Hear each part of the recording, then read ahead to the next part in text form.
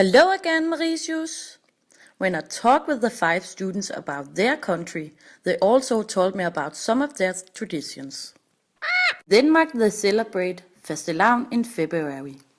It is the day where kids dress up in costumes. It could be as a clown, Batman, princess, bear, angel, robot, and so on. The kids can dress up as almost anything they like. They hit a barrel until it breaks. Inside the barrel there is a lot of candy, which the kids gets. The kid who make a hole in the barrel is crowned as a princess, and the one who gets the whole barrel down is crowned as a king. Another tradition the Danish people celebrate is Sankt Hans. Many years ago they believed in witches and magic. They thought that the force of nature was stronger at midsummer, and to prevent bad things to happen, they would burn a witch on a bonfire.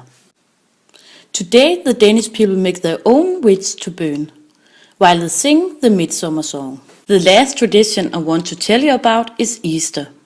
Easter is where the Christian churches celebrate Jesus' death and resurrection.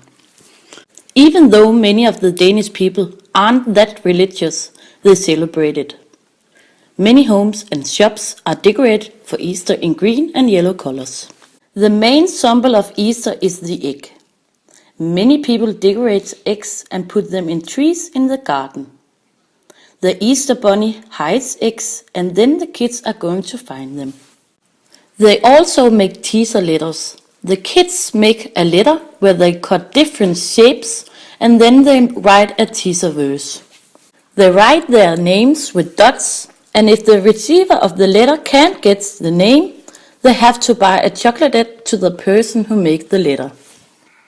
The Danish got some funny and interesting traditions. Could you tell me about some of your traditions and how you celebrate them? Bye bye!